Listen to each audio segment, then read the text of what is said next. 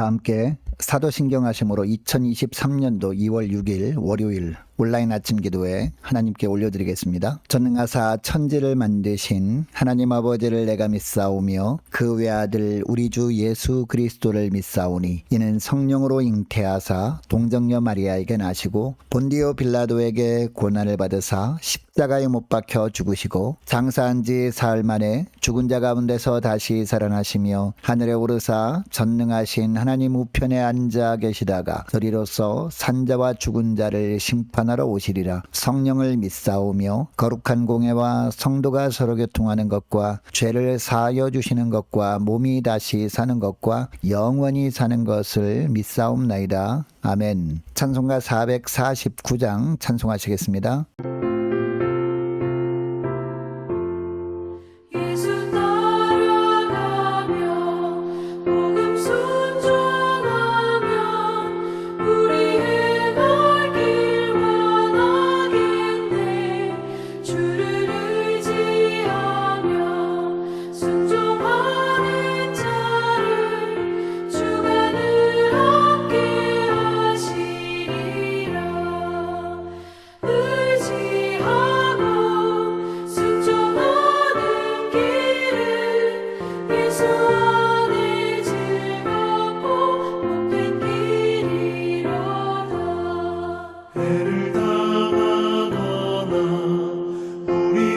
고생할 때 주가 위로해 주시겠네.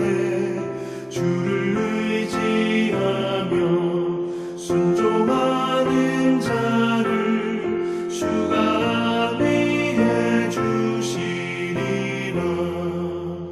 의지하고 순종하는 길은 예수 안에 복된 길이로다.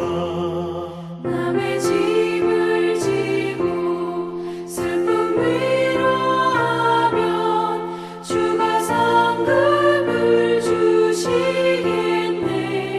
주를 의지하며 순종하는 자를 항상 복 내려 주시리라. 의지하고 순종하는 길은 예수 안에 즐겁고 복된 길이로다. 우리 받은 것을 주께 다 드리며 우리 기쁨이 넘치겠네.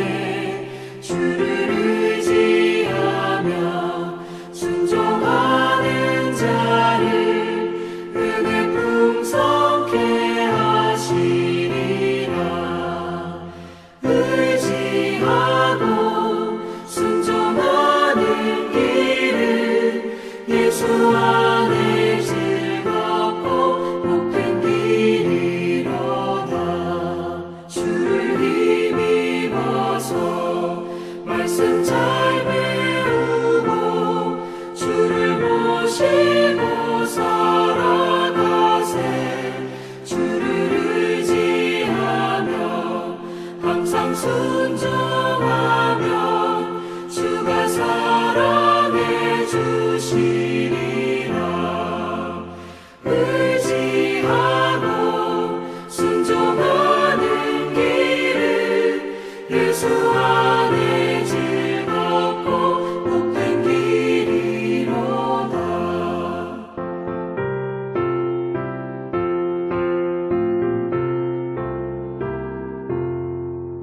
하나님 아버지 감사합니다. 어제는 거룩한 주일 예배를 통해서 은혜 받게 하시고 도전 받게 하시고 또 결단하게 하셨다가 또 한 주간이 시작되는 월요일 아침을 맞이하게 하심을 감사합니다. 하나님 오늘 하루도 주님께서 주님이 말씀하신 대로 순종할 때 예비하신 은혜를 가지고 살아갈 수 있도록 하려고 저희들을 불러주심을 감사합니다. 하나님 오늘도 이 시간에 주님이 베푸시는 말씀을 통해서 주님께서 어떤 길로 저희들을 인도하시는지 바르게 깨닫게 하시고 순종케 하여 주셔서 하나님 오늘 하루 하루도 그리고 한 주간도 주님의 예비하신 하늘의 능력을 덧입고 믿음으로 승리하는 하루와 한 주간 될 수 있도록 축복하여 주옵소서. 감사드리오며 우리 주 예수 그리스도의 이름으로 기도드리옵나이다. 아멘. 자, 이 시간에 하나님이 주시는 말씀은 신약성경 마태복음 4장 12절부터 25절까지 말씀 보겠습니다. 자, 화면을 보시면서 12절부터 우리 함께 합독하시겠습니다. 예수께서 요한이 잡혔음을 들으시고 갈릴리로 물러가셨다가 나사렛을 떠나 스불론과 납달리 지경 해변에 있는 가버나움에 가서 사시니 이는 선지자 이사야를 통하여 하신 말씀을 이루려 하심이라. 일러스되 스불론 땅과 납달리 땅과 요단강 저편 해변길과 이방의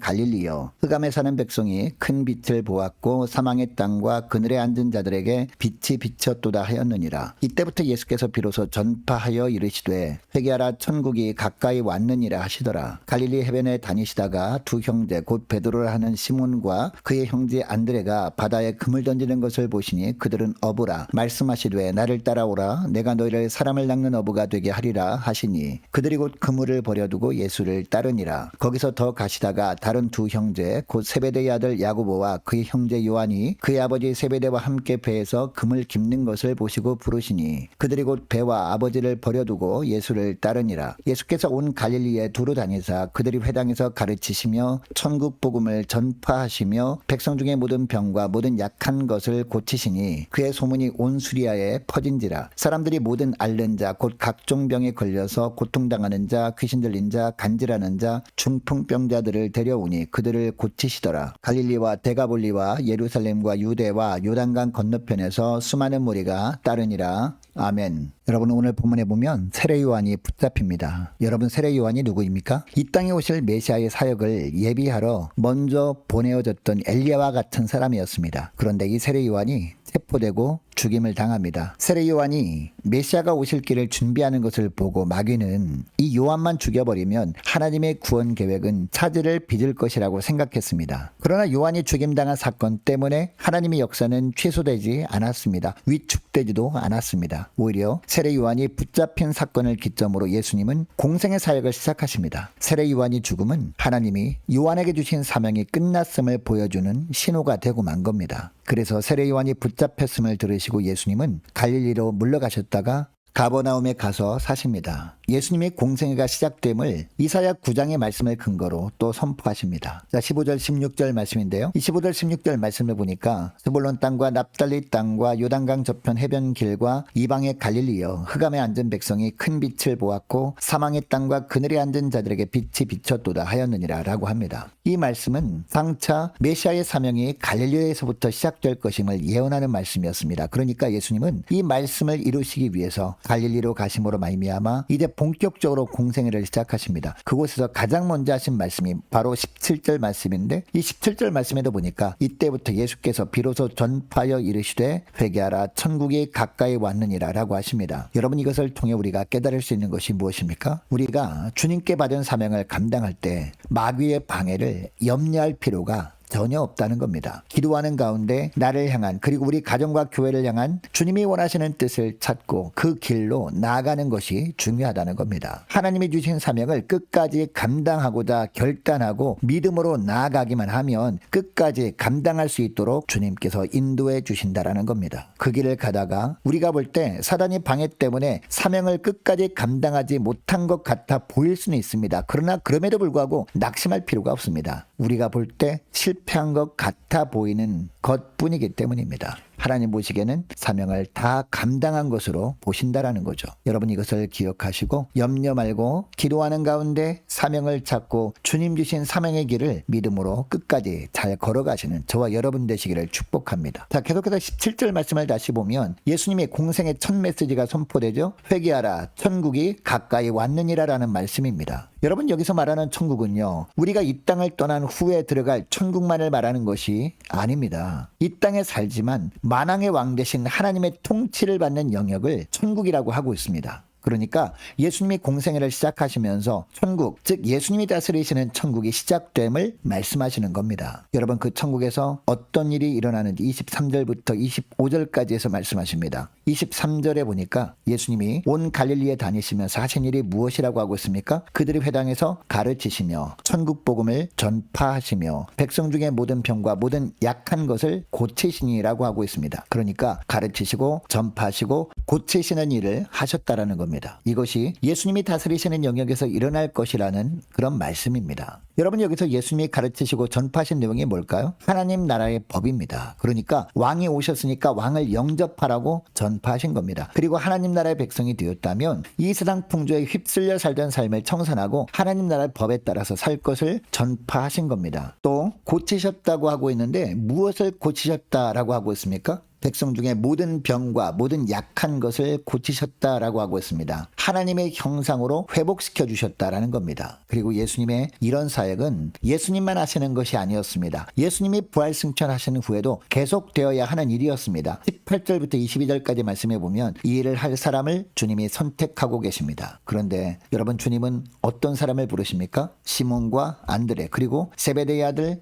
야고보와 요한을 부르시고 제자를 삼으십니다. 그런데 여러분, 당시 이 네 사람만 있었던 것이 아니었을 겁니다. 더 많은 사람들이 그들과 함께 그물을 던지고 있었을 겁니다. 그리고 그물을 깁고 있었을 겁니다. 그러니까 베드로와 안드레에게 나를 따라오너라, 내가 너희를 사람을 낚는 어부가 되게 하리라 라고 말씀하실 때 그들 모두가 다 같이 들었을 겁니다. 세베대의 아들 야고보와 요한을 부르실 때도 다른 사람들도 부르시는 주님의 음성을 전부 들었을 겁니다. 그런데 성경에는 이 네 사람만 주님이 부르시는 음성을 듣고 주님을 즉각 따른 것처럼 기록되어 있습니다. 그 이유가 뭘까요? 이들만 주님이 하시는 말씀에 바로 반응을 보였기 때문입니다. 이들만 즉시 순종했기 때문이라는 겁니다. 여러분, 이들에게 지금 하고 있는 일들이 있었습니다. 베드로, 안드레가 예수님을 따르기 위해서 그물을 버렸다는 것은요, 예수님을 따르는 것이 그 무엇보다 소중하다고 생각했기 때문이었습니다. 심지어 세베대의 아들 야고보와 요한은요, 아버지 세베대와 함께 그물을 깁고 있었습니다. 그런데 아버지와 배를 버리고 예수님을 따랐다라고 하고 있습니다. 여러분, 여기서 버렸다는 것은요, 완전히 버렸다는 뜻이 아닙니다. 예수님을 따르는 것보다 덜 중요하게 여겼다라는 뜻입니다. 그러니까 이 본문을 통해 주님이 우리에게 하시고자 하시는 말씀이 무엇입니까? 예수님이 제자로서 하나님 나라 일을 할 자격 있는 사람은 많이 배운 사람도 아니고 세상에서 높은 지위에 있는 사람도 아니라는 겁니다. 즉시 순종하는 사람, 이런 사람을 주님은 오늘도 선택하시고 하나님 나라 일을 맡기신다라는 겁니다. 주님이 그들에게 지혜를 주셔서 하나님 나라의 법을 가르치게 하신다라는 겁니다. 능력 주셔서 예수 그리스도를 전파하게 하신다라는 겁니다.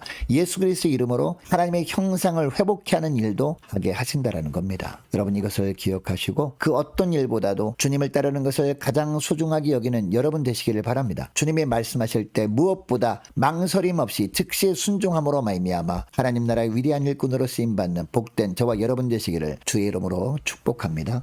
자, 오늘 말씀을 기억하며 함께 기도하기를 원하는 것은요, 이렇게 기도했으면 좋겠습니다. 하나님, 어떤 상황에서도 사명의 길을 믿음으로 걸어가게 하옵소서 간절히 기도하기를 원하고요. 하나님, 어떤 일보다도 주를 따르는 것을 가장 소중하게 여기며 살게 하옵소서 간절히 기도하기를 원합니다. 계속 기도할 것은 한 주간 동안 각 가정의 직장과 사업장을 위해서, 구역 식구들과 자녀들을 위해서 함께 기도하기를 원하고, 유초등부, 중고등부, 청년부를 위해서 각 구역과 남녀 전도회를 위해서 함께 기도하기를 원하고, 많은 환우들을 위해서 기도해 주시기 바랍니다. 우리 김세진 장로님 어머님을 위해서 함께 기도하기를 원하고요. 자, 수술을 앞두고 있는 우리 예린이 위해서 함께 기도하기를 원하고, 군 복무 중인 이시문 형제와 태국 단기 선교 중인 고예은 청년 위해서 함께 기도하기를 원하고요. 자, 우리 성도사님들 가정을 위해서, 나라와 민족을 위해서, 우리 교회의 앞날을 위해서 저와 여러분이 가지고 나온 기도 제목을 놓고 우리 함께 기도하기를 원합니다. 기도하겠습니다.